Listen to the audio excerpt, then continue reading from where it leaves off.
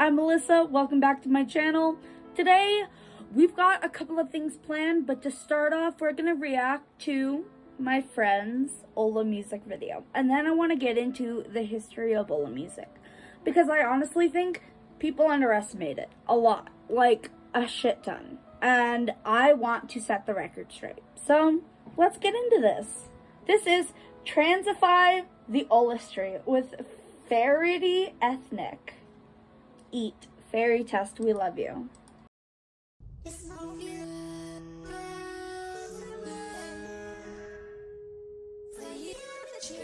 You can't do that! Okay. Ancient Egypt, eating. Wait, that body. Did you see that body tea? So that's the other thing. Is like, I didn't even get into the history of the COOCHIE Club specifically. I hate saying that out loud. Literally, take me out.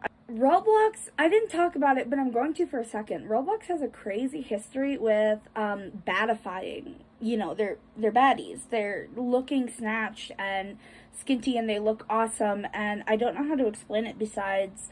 I remember way back in the day, the Baddies Club or whatever it was called on Roblox, like in 2018 to 2020, and then when 2020 happened, things went crazy on Roblox, like especially with, I don't know, it's crazy.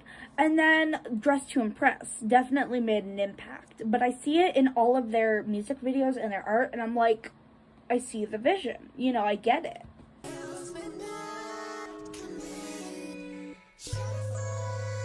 The editing is crazy.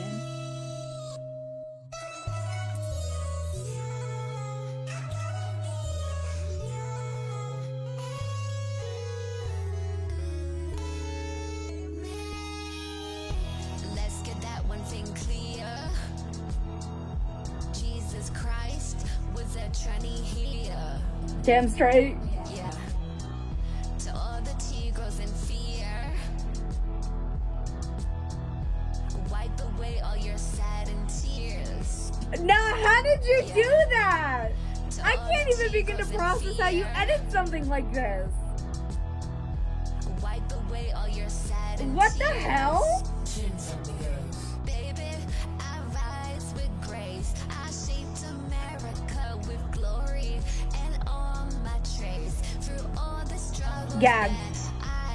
that I have faced. Gagged. The God you love has been replaced. And we will, and we will, and we will, and we will, and we will, and we will rise higher. The trans flag. Eat it. On Easter Day. And we will match for our human rights. Yeah, we I stand. feel like there's lore behind that cat. I know that cat. I can't place what meme it is. Yeah, we stand for it. But I know that cat. Stop! The future is Why would you do in that? our hands and struggle. That was like really, I can imagine that graphic on like an actual YouTube video. Like that's really well animated and really well, the graphic was good. Acceptance, I will. That one wasn't. With courage and resemblance, I take against the fight for Donald Trump. His take Damn straight. of our land. Don't let him win, ladies. We're ladies, bitch. Was that queso?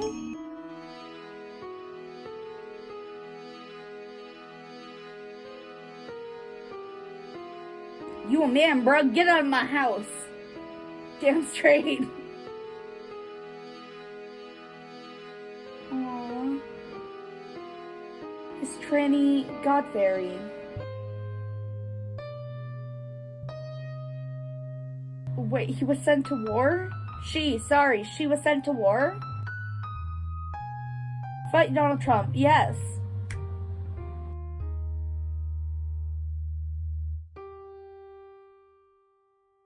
Hello? Why are the graphics so good?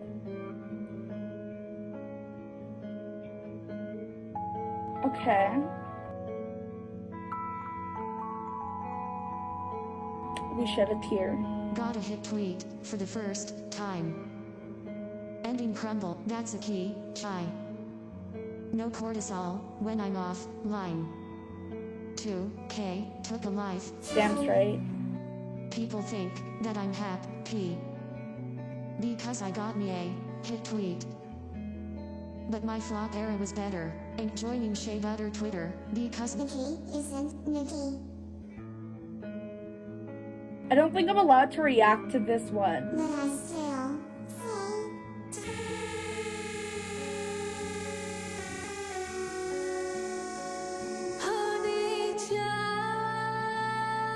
Hello? Vocals?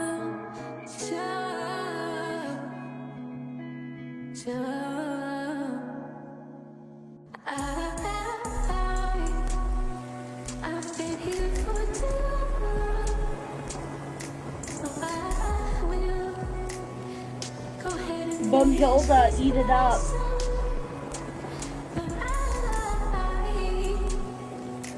Why are these vocals eating?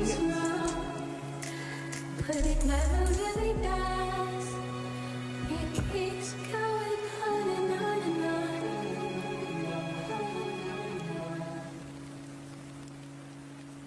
Faerie Test on the track. I am ready to attack. Ended Bjork better than Ricardo. Damn straight, always ended Bjork. Tip seal, keep your tip seal. Keep your tip seal. All these drugs. Hush chow, no pharmacy. Hannah Baker in this bitch, welcome to your tweet. I'll be in the clouds with Zachary. I'm pushing the drought. And using Mel as a cash grab. Taylor's hacking the shit out of Travis's hole. In another lifetime, But I'm just multitasking. they'll serve like you and I.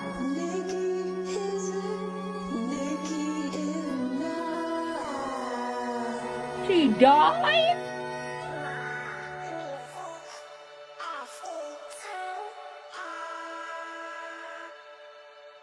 Welcome. I'm glad you finally made it. And I see you've brought a friend. I hope you don't plan on staying here too long, for purgatory is only temporary. What? What? But your story Hello? is eternal.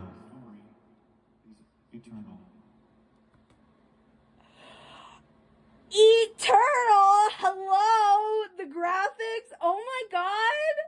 Hold on. What the fuck? Why did that actually eat? No offense. I've seen some Ola videos where it's like, okay, you made my Ola music videos. Let's be real. It's like, okay, you made a video. Chill out. That's like an actual music video. Are you crazy? Like, are you crazy? Are you good? Imagine what they would do if they had actual sets and, like, actors and shit. You are blowing my mind. I can't even put this into words. Literally gagged me. Gagged the fuck out of me. I have no words. I have nothing to say. I'm blown away. That was really good. I really just don't have words for it. I think it's so crazy that people can just do that. Like, I would say for free, but that probably costs money. Like, I don't want to lie and say that it's free. But, like, you can just do that for pretty cheap. Like, make music videos. And it's a whole group of people who do this. So if you like this and want to support artistry, honestly, like, this is art. I love this. You can go and support them. I will put all their information below. Have you ever wondered, how did this all begin? How do people make videos like this? And why do they do it? And where did it start? Like, what is Ola music? Originating from the term payola, it actually has a deeper history than one may think. Dating back to as far as 2016, people have been making Ola music using all kinds of technology. At first glance, these tracks appear simple in nature, almost childish, but as you delve deeper, you'll see how advanced the industry has become. And yes, it has become a proper industry in itself. You'll notice that most Ola songs follow a pretty basic structure. Short, repetitive, catchy in an almost annoying way, but that's kind of the point. It didn't used to be about making a chart-topping hit. It's about staying in your head for days. whether you want it to or not. Most Ola artists know exactly what they're doing, and while a lot of people brush them off as jokes, the amount of marketing skill involved is actually insane. None of this is mentioning the production skills, actually making real music that stands out on its own outside of the Ola industry, the mixing abilities, knowing the software and being able to put songs together like this. These people are learning real skills they can add onto resumes and college applications, depending on the field they go down. This is a real work skill. Think about it.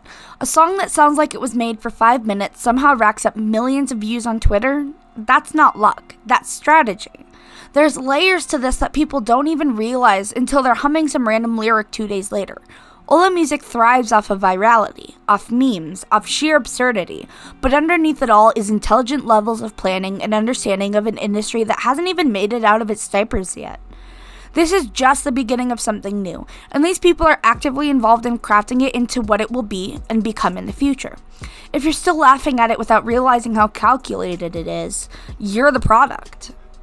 But what is the history? Where does it all begin and where does it end? Well, that's what the rest of the video is here to educate you about. To begin, we have the Proto Ola Era, also known as Stan Twitter parody music. In 2016, Twitter was wild with this thing where folks would just grab clips of Uniqua from Backyardigans, mess with the audio, pitch it up, pitch it down, add some random beats, and suddenly she was this pop diva named Shaniqua. Honestly, yes, it's a little racially insensitive looking back, but 2016 was a very racist year.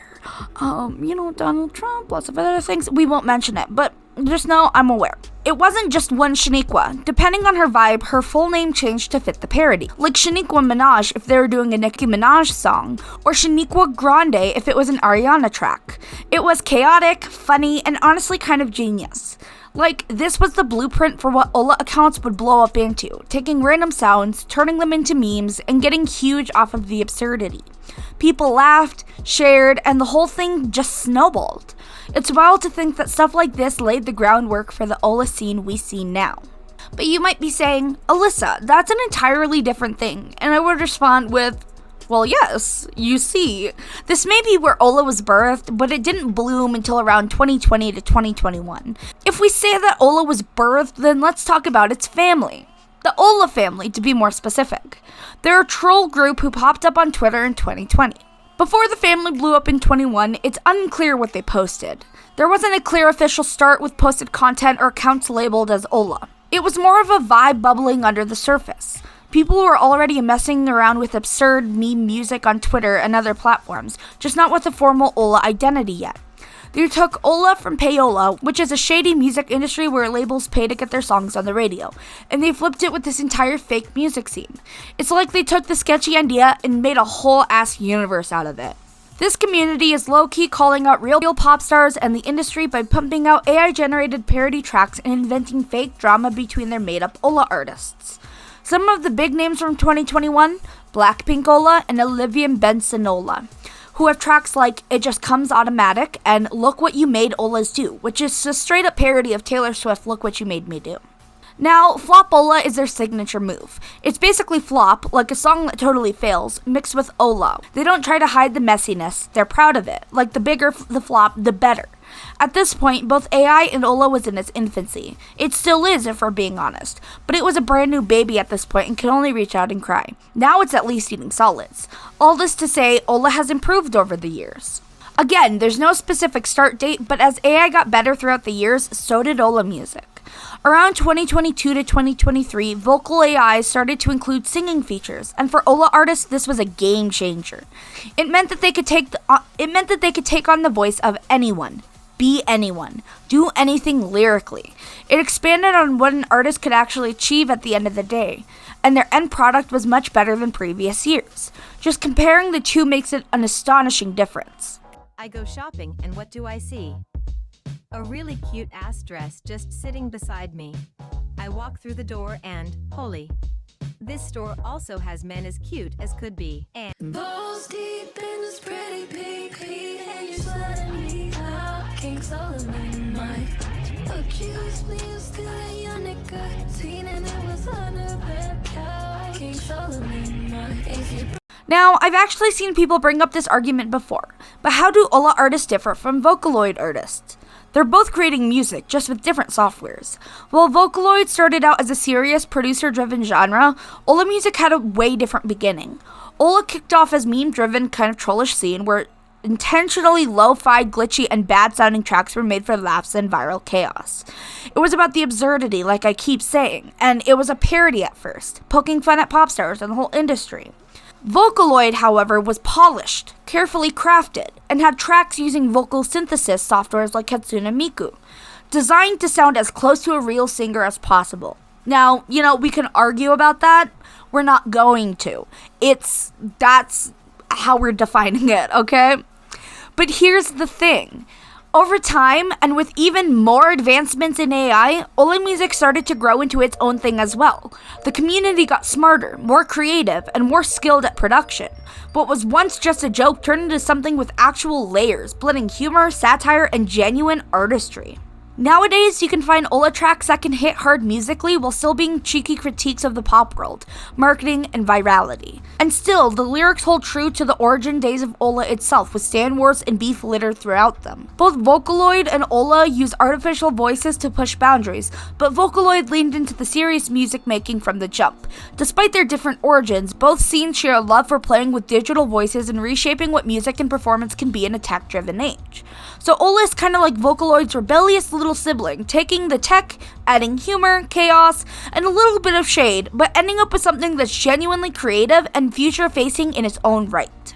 So what does this mean for the future? Or, I guess, the end? Already, we have people using AI to get into the musical field. Look at Heart on My Sleeve. It's an AI-generated track that blew up because it features the voices sounding exactly like huge stars Drake and The Weeknd. But here's the kicker. None of those artists actually recorded or approved of this song. It first popped up in early 2023 when a TikToker user uploaded a video featuring the song. The track was completely original, but the vocals were AI recreations of famous singers. The voices sounded so real it freaked a lot of people out, and honestly, it kind of broke the internet for a minute. The moment sparked a huge debate about AI's place in the music world, especially when it came to the ethics.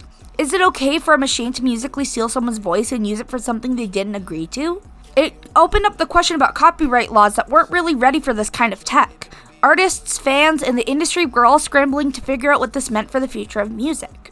The song didn't just go viral because of the controversy, but because of the fact that it actually got nominated for an award, like a legit music award. This was the first time that an AI-created track made it to that level of recognition, and yeah, it shook things up a little more. They specifically got nominated for the ACR Music Award in 2023, which is a category all about innovation in the music or digital artistry industry. So basically, they were acknowledging that the song was pushing boundaries in how music is made, even if it wasn't made the traditional way. At the end of the day, you can argue that this too is Ola music. This is exactly what Ola music has become. It has been nominated for awards and is recognized as the legit form of musical artistry in the music sphere. It opened the door for all kinds of artists to break through, get a name for themselves, and become legitimately successful artists one day. So what's the takeaway here? Ola music started off as a chaotic joke, but over time, it's grown into something way bigger and more complex than anyone expected. What began as playful parody has evolved into a real creative industry with talented producers who know exactly how to use AI, marketing, and pop culture smarts to make music that sticks with you. It's wild to think how Ola went from backyardigans, Shaniqua edits, and vague Twitter vibes to full-blown fake music universes with their own characters, feuds, and viral hits. And as AI tech improves, so does the quality and ambition of the tracks. Ola is no longer just about the joke. It's about pushing boundaries, blending humor with genuine artistry, and challenging what music can be in the digital age. And the fact that AI-generated songs like Heart on My Sleeve are now competing in real awards, that's proof that Ola's influence isn't going anywhere. This is the future of music. Messy, innovative, sometimes controversial, but undeniably here. Whether you're laughing at the absurdity or vibing with the beats, Ola music is carving out a new space where creativity, technology, and culture collide. It's a reminder that music is always evolving, and sometimes the biggest flops can lead to the most unexpected breakthroughs. This has been narrated by yours truly, Alyssa. I hope you liked this video. I worked really hard on it, I'm not gonna lie. I did a lot of research into Ola. A lot of it's from memory, from the things I literally lived through, and I'm like, I remember this. I can't find any proof of this because it all happened on Vine. Like, Why did they have to remove an entire app that could be sourced? Like, lost media on Vine will haunt me forever. It will seriously haunt me forever. I will think about it every day of my life. And so, if you ever find any of the Uniqua edits, please, Uniqua? God, I'm so messed up. If you find any of them, hit me up, send them to me. Any of her singing. It was her being a diva. The only ones that exist now are her being a baddie. All the ones from YouTube have been removed because they were on YouTube Kids. And now I can't find them. I'm so mad. I haven't checked Pinterest yet, but obviously I'll do a quick run through in the editing phase. If I have any, they're on screen and I use them in the video. But I'm just, yeah. So thank you for watching. Thank you so much. Please like the video, subscribe, hit the bell notification so you can get notified every few times that I post. You know, it's very rare on this channel. Whenever I want to, basically. I think I definitely want to do a cooking video next. That would be really fun. I got the Sims cookbook, and I think it would be so cute to make a recipe out of it. And so if you want to see that video, stay tuned. Woohoo! And thank you so much for watching this one. I love you so much, guys. Bye-bye.